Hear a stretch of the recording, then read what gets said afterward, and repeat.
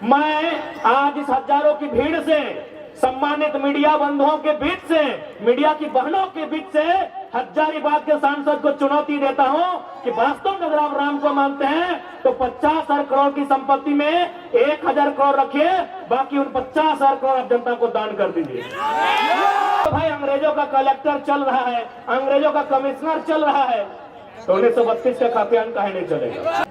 तो भाई जब मुगलों के काल की समस्या का समाधान लोकतंत्र में हो सकता है, तो हम तो अंग्रेजों की काल की समस्या का समाधान मांग रहे हैं। और एक दिन पहले इस देश में आस्था के विषय, करोड़ों लोगों के आस्था के विषय राम अयोध्या में विराजित हुए। चूंकि देश में एक माहौल, एक गीत बना, राम आएंगे, हम तो कहेंगे राम के साथ भगत सिंह भी आए, डॉक्टर अंबेडकर भी आए, APJ अब्दुल कलाम भी आए, महात्मा गांधी भी आए, सरदार पटेल भी आए, चंद्रशेखर आजाद भी आए, अशफाक अली खां भी आए। लेकिन क्योंकि हम लोग पढ़े लिखे लोग हैं, हमें प्रैक्टिकली और लॉजिकली बात करनी चाहिए। बिल्कुल राम आए, बाकी जितने महापुरुष है वो भी आए, लेकिन क्या वो शरीर से आएंगे? हम पढ़े लिखे लोग हैं, प्रैक्टिकली बात कीजिए, हम लोग लॉजिकली बात कीजिए, इमोशनली नहीं। क्या जो महापुरुष, चाहे कोई रहे, राम रहे, कृष्ण रहे, गांधी रहे, कलाम रहे, जिन्होंने अपने शरीर को त्यागा है, वो शरीर के रूप में आएंगे? क्या वो बोलते हुए आएंगे? क्या वो खाते हुए, नाचते हुए, गाते हुए आएंगे? नहीं, वो विचार के रूप में आएंगे। अतः राम का स्वागत है विचारों के रूप में, गांधी का भी स्वागत है विचारों के रूप में, कलाम का भी स्वागत है विचारों के रूप में, फिर शरीर के रूप में कोई नहीं आएंगे। ये प्रैक्टिकली आपको समझना होगा। यानी हम स्वागत करते हैं, राम आएंगे, स्वागत करते हैं। अब आप कहेंगे कि अब तक हमने कभी सभाओं में इसका जिक्र नहीं किया, आज क्यों नहीं? इसलिए कि कुछ दिन बाद हजारीबाग के सांसद राम जी के नाम पर वोट करेंगे, राम जी के नाम पर वोट मांगेंगे। एक बात बताइए, राम का मतलब क्या होता है? राम का मतलब होता है त्याग, राम का मतलब होता है पिता के वचन के लिए राजपाट का त्याग। और ये जयंत सिन्हा जब राम के नाम से वोट मांगेंगे, आपको थोड़ा सवाल करना चाहिए, जिसके पास 50,000 करोड़ की संपत्ति है, वो किस मुख से राम के नाम से वोट मांगेंगे? उनसे पूछेगा कि राम का मतलब क्या है भाई, राम का आदर्श क्या है, राम का चरित्र क्या है, राम का आचरण क्या है, उनसे पूछिएगा। आज लगभग 62 विदेशी कंपनियों में उनका सीधा शेयर है, और ये व्यक्ति राम के नाम से मतदान करेंगे और आप मतदान दे देंगे? 62 कंपनियों में जो हजारीबाग के सांसद हैं, उनका 62 कंपनियों में सीधा शेयर है विदेश में। वो तो आप जानेंगे कि परसेंटेज कितना है, लेकिन मुझे जहां तक जानकारी है 62 कंपनियों में इन ढोंगियों का, इन पाखंडियों का सीधा शेयर है। यदि राम जी के पास 50,000 करोड़ की संपत्ति होती तो वो क्या करते? अरे वो बिशुनगढ़ के 45 मजदूरों को सऊदी अरब में नहीं छोड़ते, वो बिशुनगढ़ के 45 मजदूरों को सऊदी अरब में नहीं छोड़ते जो टॉयलेट का पानी पी रहे हैं। वो बड़का गांव के लोगों में कर्फ्यू का माहौल नहीं उत्पन्न करते हैं, जो है अडानी प्राइवेट लिमिटेड कंपनी जमीन अधिग्रहण के लिए वहां इस प्रकार से पुलिस प्रशासन भरी है जैसे वो तालिबान लगता हो। और कल ये शख्स आएंगे और ये भावनाओं के नाम पर, आस्थाओं के नाम पर मत लेने का काम करेंगे। तो क्या राम का चित्र ऐसा ही था जैसा जयंत सिन्हा का है? इसलिए आज राम यानी विचार, राम यानी आचरण, राम यानी आदर्श, राम यानी कर्तव्य। एक भी लक्षण वर्तमान जो सांसद है, क्योंकि यहाँ सबसे ज्यादा हिंदू मुस्लिम के नाम से मतदान होता है, एक भी लक्षण राम का इनमें नहीं दिखता है। ये तो ऐसे लोग हैं जिनके कारण एक और हमारे राज्य में भुखमरी है, हमारे राज्य में गरीबी है, पलायन है, विस्थापन है। और आपको जानकारी होना चाहिए, पूरे झारखंड में सबसे ज्यादा अगर विस्थापन कहीं है तो हजारीबाग जिला, हजारीबाग लोकसभा के बिशुनगढ़ प्रखंड में। इसलिए आज मैं आपसे यही कहना चाहूंगा कि जब मत की बारी आए, ऐसे व्यक्ति को चुनिएगा जो आपकी बातों को दिल्ली में रख सके, जो आपकी बातों को दिल्ली को मजबूत कर सके, जो आपकी लड़ाई को लड़ सके। एक बात सभी जानते हैं चाहे मीडिया के कर्मी हो या प्रशासन के लोग हो या सरकारी कर्मचारी हो, हर कोई यहाँ अपने इस जीवन में चाहता है कुछ संपत्ति का अर्जन करके चले जाएं। लेकिन आपको जानकारी होनी चाहिए, आज जिस प्रकार से झारखंड का माहौल बना है, कहीं सड़क चौड़ीकरण के नाम पे, कहीं डैम के नाम में, कहीं तालाब के नाम में, कहीं माइंस के नाम में, कहीं फैक्ट्री स्थापित करने के नाम में हमारी जमीनें कौड़ी के भाव ले रहे हैं। यदि आज हमारे पास दिल्ली में शख्स नहीं होगा जो हमारे लिए लड़ सके, तो आने वाले दिन ऐसा होगा कि झारखंड एक खटर के रूप में होगा, हम और आप केवल तमाशा देखेंगे। मैं आपके माननीय सांसद की एक करतूत सुनाता हूँ। करतूत और कारनामा में फर्क होता है, जैसे क्लेवर और कनिंग होने में फर्क होता है। दोनों का मतलब चालाक होता है, लेकिन एक का मतलब धूर्त होता है। तो मैं इनकी एक करतूत आपको सुना रहा हूँ। आपके जो यशस्वी नरेंद्र मोदी जी के नाम पर ये वोट लेंगे, माननीय जयंत सिन्हा, इनका बाप भी संसद रह चुके, अपना बेटा को बनाने की तैयारी में है। राजरप्पा में एक प्रोजेक्ट आया था। आज समझिए कि किस प्रकार झारखंड को खोखला किया जा रहा है, किस प्रकार हमारी बुनियादी ढांचे को बर्बाद किया जा रहा है, किस प्रकार हमारे रोजी रोजगार को प्रदेशों के हाथों बेचा जा रहा है। वहां एक प्रोजेक्ट आया था, चूंकि सांसद हैं, दिल्ली से टीम आई थी, तो सांसद की एक कुर्सी लगी हुई थी। सांसद महोदय कुर्सी में बैठते हैं, अंदर जो दिल्ली की टीम आई थी, 5 सदस्य या 7 सदस्य टीम थी, उनसे पूछा सांसद महोदय ने, यशस्वी सांसद, आपके लोकप्रिय सांसद, आपके धर्मात्मा सांसद, अब भाई राम के नाम से वोट मांगते तो धर्मात्मा ही होंगे, और आपने दिया है। इस धर्मात्मा सांसद ने पूछा कि ये प्रोजेक्ट कितने में कंप्लीट हो सकता है? बोला सर हार्डली 15 से 20 करोड़ में पूरा हो जाएगा। इस धर्मात्मा, आपके लिए धर्मात्मा, हमारे लिए कहीं ना कहीं ये मानव के रूप में छुपे दानव है। इसने कहा इसको 250 करोड़ बनाइए। आप पता कर लीजिएगा, राजरप्पा प्रोजेक्ट वहां 15 करोड़ में ये योजना थी, इन्होंने कहा इसको 250 करोड़ बनाइए। यानी जो योजना 15 करोड़ में उनको मानते हैं, जो अंतरात्मा से और दिल से मानते हैं, ये लोग अपने पाप को छुपाने के लिए केवल जबान से राम का नाम लेते हैं। अगर वास्तव में राम को आदर्श मानते हैं, मैं आज इस हजारों की भीड़ से, सम्मानित मीडिया बंधुओं के बीच से, मीडिया की बहनों के बीच से हजारीबाग के सांसद को चुनौती देता हूं कि वास्तव में अगर आप राम को मानते हैं तो 50,000 करोड़ की संपत्ति में 1,000 करोड़ रखिए, बाकी उन 50,000 करोड़ आप जनता को दान कर दीजिए। ये राम का चरित्र हो सकता है, ये राम का आदर्श हो सकता है। 50 कंपनी जो विदेश में चलेगी, आपका वहां 30-35% शेयर रहेगा, और झारखंड में जनता को केवल बरगलाना का ये लोग काम करते हैं। आज झारखंड गरीब नहीं है मेरे साथियों, मेरी माताओं, मेरे बहनों, मेरे बुद्धिजीवी अभिभावकों, इस झारखंड को गरीब बनाया जाता है। झारखंड नहीं है गरीब। इस राज्य को जानबूझ के ये लोग बर्बाद करने पर तुले हैं, और ये हमारा और आपका कर्तव्य बनता है कि इस राज्य की उन्नति कैसे हो, इस राज्य का हितार्थ कैसे हो, इस राज्य को बचाया कैसे जाए, और इस राज्य को अव्वल दर्जे का राज्य बनाया कैसे। क्योंकि अगर हम स्थानीयता के मुद्दे से आए थे, और यदि हम लोग स्थानीयता की बात नहीं करें तो शायद बेईमानी होगी। आज बहुत सारे लोग, और साथ साथ राम जी ने तो हमारे 1932 के खतियान को भी मजबूत किया है।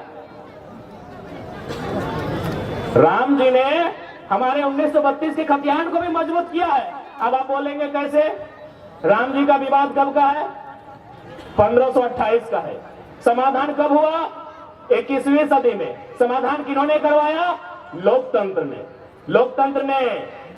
तो भाई जब मुगलों के काल की समस्या का समाधान लोकतंत्र में हो सकता है, तो हम तो अंग्रेजों की काल की समस्या का समाधान मांग रहे हैं। हम तो अंग्रेजों की काल की समस्या का समाधान मांग रहे हैं। तो राम जी ने तो तमाम विस्थापितों को मजबूती दिया है। तमाम विस्थापितों को, जिनका जमीन 50 साल पहले टाटा ने लिया है, डीवीसी ने लिया है, वेदांता ने लिया है, सीसीएल ने लिया है, बीसीसीएल ने लिया है, ईसीएल ने लिया है, एचईसी ने लिया है, हिंडाल्को ने लिया है, मगध, आम्रपाली, एनटीपीसी ने लिया है, 50 साल पहले लिया है। जब राम जी की समस्या का समाधान 500 साल बाद यही लोकतंत्र का बुनियादी, यही लोकतंत्र का सर्वोच्च न्यायालय करता है, तो 50 साल पहले जो हमारा जमीन अधिग्रहण हुआ है विकास के नाम पे, जो आज खाली पड़ा है, जो टाटा के कब्जे में है, कहीं एचईसी के कब्जे में है, कहीं हिंडाल्को के कब्जे में है, कहीं एनटीपीसी कब्जे में है, तो क्या हमारा भी अधिकार नहीं बनता है कि लोकतंत्र उसका समाधान करे? बनता है कि नहीं बनता है भाई?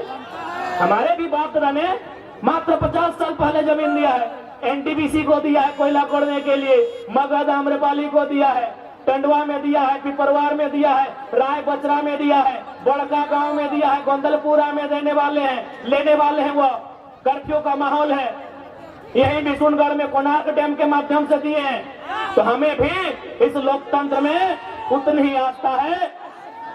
तो हमारी भी जो जमीनें, क्योंकि भारत का कानून भी कहता है यदि किसी कंपनी ने, किसी फैक्ट्री ने आपसे जमीन अधिग्रहण किया है और उस जमीन पर अगर कोई काम नहीं हो रहा है तो बकायदा राज्य सरकार को चाहिए वह जमीनें रैयत को वापस करना चाहिए। तो लोग कहते हैं भाई अंग्रेजों के काल का है, हमने तो बता दिया मुगल काल की समस्या का समाधान लोकतंत्र के माध्यम से हुआ। आप एक बात बताइए, जो लोग कहते हैं ये अंग्रेजों की काल की समस्या है, अंग्रेजों का कानून है, तो भारत के बुद्धिजीवी लोग बताए तो कि भारत का क्या है? भारत के लोग हमें बताएं, हम लोग थोड़ा कम पढ़े लिखे नौजवान हैं, अभी पढ़ाई लिखाई कर ही रहे, भारत का है क्या? अरे भारत की प्रस्तावना फ्रांस से, भारत का मौलिक अधिकार संयुक्त राज्य अमेरिका से, भारत का नीति निर्देशक आयरलैंड से, भारत के मौलिक कर्तव्य रसिया से, भारत का राष्ट्रपति संयुक्त राज्य अमेरिका से, भारत की सांसद ब्रिटेन से, भारत का संघीय ढांचा कनाडा से, भारत का आपातकाल जर्मनी से, भारत की संवर्ती सूची ऑस्ट्रेलिया से। तो 1932 अंग्रेजों का कहने चलेगा? ये व्यवस्थाएं अंग्रेजों की, ये व्यवस्थाएं अंग्रेजों की।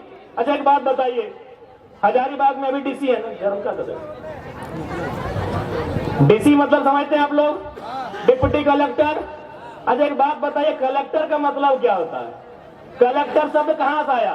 कलेक्टर शब्द आया है कलेक्ट से। कलेक्ट मैंने क्या होता है? कलेक्ट करना, कोनो चीज इकट्ठा करना, जमा करना। तो भाई ये कलेक्टर लोग अंग्रेज के टाइम क्या करते थे?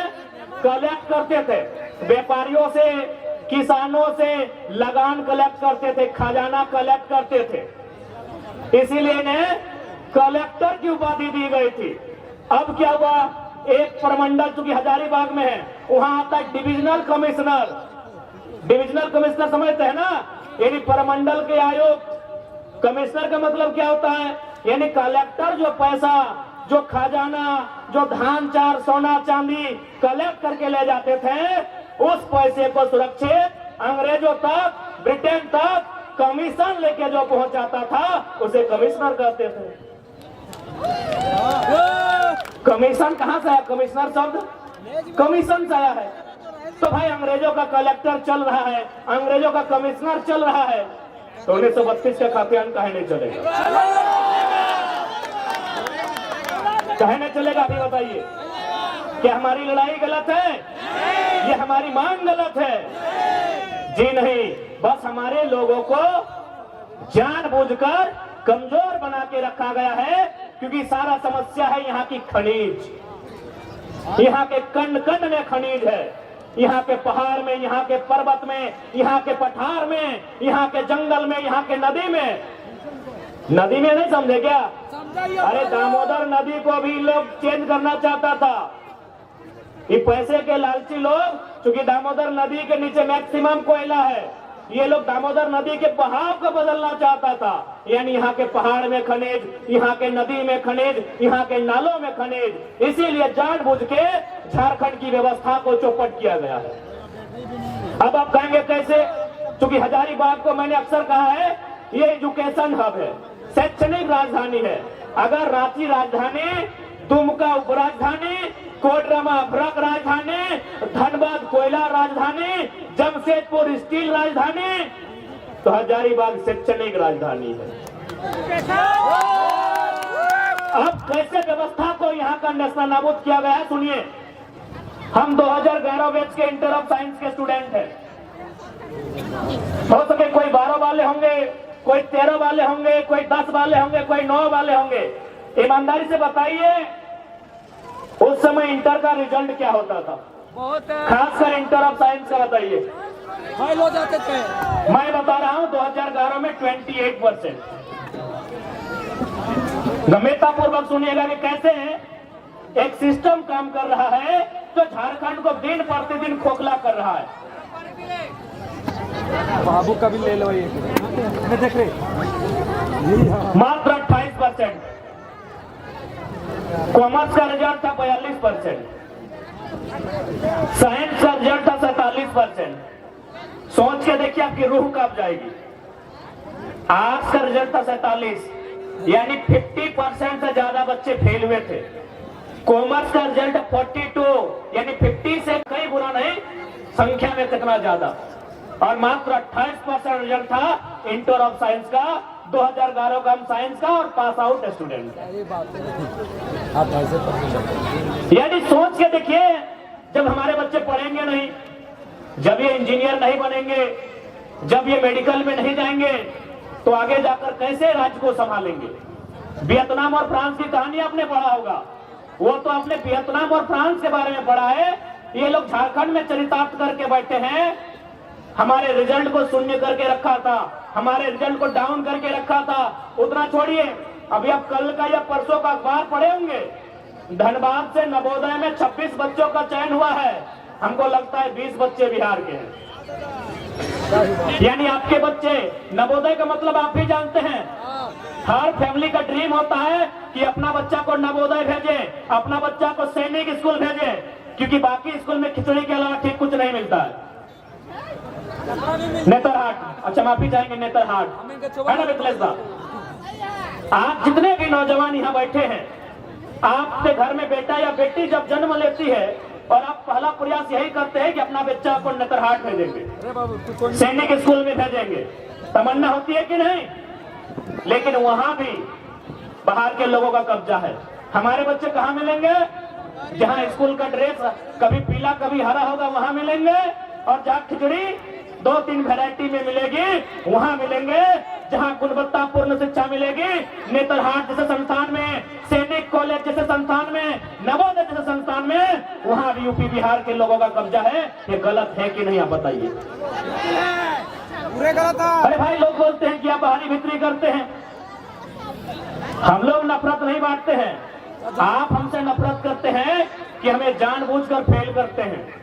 आप हमें मौका नहीं देते हैं। एक बात बताइए, यहीं बगल में विनोबा भावे यूनिवर्सिटी है, क्या हमने कभी गेट पर जाकर यह कहा कि एचओडी सर गो बैक, आप यूपी से चले जाएं, आप राजस्थान से चले जाएं, आप बिहार से चले जाएं? क्या हमने कहा? नहीं कहा, क्योंकि यूनिवर्सिटी में जो प्रोफेसर आते हैं वो सेंट्रल का विषय होता है, वो जेआरएफ करने वाले लोग होते हैं, उससे ऊंची ऊंची उपाधियों को, उपलब्धियों को हासिल करके आते हैं। हमने कभी प्रोफेसर का विरोध नहीं किया है। लेकिन यदि कोई प्राइमरी टीचर बन के आएगा यूपी बिहार से, विरोध होगा कि नहीं, आप ही बताइए। होगा कि नहीं? अरे भाई, हमने प्रोफेसर का विरोध नहीं किया है। मैं आपके हजारीबाग की स्थिति नहीं जानता हूं, धनबाद में 90% यूपी बिहार बंगाल के प्रोफेसर हैं। जो विनोद बिहारी महतो विश्वविद्यालय है वहां 90%। हमने तो विरोध नहीं किया, क्योंकि ये सेंट्रल का विषय है, ये केंद्रीय विषय है। आप प्राइमरी टीचर बन के आएंगे, आप टीजीटी में आएंगे, आप पीजीटी में आएंगे, तो क्या झारखंड के बच्चे कोयला ठेलेंगे? झारखंड के बच्चे बालू ठेलेंगे? झारखंड के बच्चे घास उखाड़ेंगे? झारखंड के बच्चे सूरत, गुजरात, महाराष्ट्र में मजदूरी करेंगे? बताइए, गलत है या सही है? हमने कभी डीसी का विरोध किया है कि डीसी गो बैक, आप झारखंड के नहीं है? एसपी गो बैक, आप झारखंड के नहीं है? नहीं, क्योंकि ये आईएएस आईपीएस का कैडर है। ये यूपीएससी देश की सर्वोच्च परीक्षा को पास करके आते हैं। पूरे देश में उनको कैडर के हिसाब से चुनने का अधिकार होता है। ये सेंट्रल विषय है। हमने आज तक विरोध नहीं किया है। DC go back, SP go back, DIG go back, chief secretary go back, हमने आज तक विरोध नहीं किया है। लेकिन यदि कोई बड़ा बाबू बन के आएगा, दरोगा बन के आएगा, थाना प्रभारी बन के आएगा यूपी बिहार बंगाल एमपी गुजरात के लोग विरोध करेंगे। आप हमें अच्छा कहें बुरा कहें, हम अपने स्टैंड में कायम हैं। हम अपने स्टैंड में कायम है। आप डीसी बन के आए, फूल की माला गुलदस्ता 100 लड़ा के सम्मान करेंगे। आप एसपी बन के आए, स्वागत करेंगे। आप बड़ा बहू बन के आएंगे, बिल्कुल स्वागत नहीं करेंगे, हम आपका विरोध करेंगे। झारखंड बना क्यों, झारखंड बना क्यों है, आप बताइए इस बात को। इसलिए आज हर एक नौजवान को इस बात को समझना होगा। यूं तो हम लोग ने सोचा था कि हम लोग विधानसभा का चुनाव लड़ेंगे और हमने सोचा था कि लोकसभा में मनोज दा, संजय दा होंगे, मोती दा होंगे। हमने सोचा था कि हम तो विधानसभा राज्य के चुनाव को लड़ेंगे, लेकिन हम ये भी सोचते हैं कि जब लोकसभा का चुनाव होगा, जब एक तरफ नरेंद्र मोदी की प्रचार होगी, एक तरफ राहुल गांधी का रैलियां होंगी, एक तरफ हमारे हेमंत बाबू, बाबूलाल जी, सुदेश जी की रैलियां होंगी, हमारे कार्यकर्ता निराश हो जाएंगे। तो अपने निराश सेनाओं को मजबूती देने के लिए, उन्हें हिम्मत देने के लिए उनका सेनापति लोकसभा के मैदान में होगा। हमारी कोई इच्छा नहीं थी लोकसभा चुनाव लड़ने की। हम तो राज्य के मुद्दों के साथ यहाँ आए हैं। हम तो राज्य को नेतृत्व करने के लिए लोग हमें उम्मीदें कर रहे हैं, लेकिन लोकसभा में हमारा ना, हमारे साथ साथ हमारे जो भाई आज मंच पे खड़े हैं, इनका लोकसभा में आना खासकर मेरा इसलिए कि हमारे सेना का मनोबल कम ना हो। जब सामने सुदेश जी आए, बाबूलाल जी आए, हेमंत जी आए, तो उनके सामने उनका बेटा, उनका सेना नायक झुमरा और पारसनाथ के बीच का टाइगर भी होना चाहिए। हमें पूरा विश्वास है। इसी हौसले के लिए, इसी विश्वास के लिए, इसी हिम्मत के लिए लोकसभा चुनाव लड़ने का और उसमें मैंने खुद भाग लेने का ऐलान किया है। नहीं तो हम लोग विधानसभा की तैयारी करते, मनोज दा, संजय दा, मोदी दा, इनको कहते हैं आप लोग लोकसभा की देखिए कहां कैसे फिट होगा, आप लोग चर्चा करें। बस अपने कार्यकर्ताओं को, जो हमारे सेना है, उन सेनाओं में शक्ति का संचार करने के लिए हमने उसी सीट को चुना है। और ये सबके के आदेश से, निर्देश से जहां से अगर चढ़ जाएंगे तो पूरा झारखंड दिखाई देगा। उसे झारखंड की सर्वोच्च चोटी पारसनाथ कहते हैं, जो 4480 मीटर फीट की ऊंचाई पर है।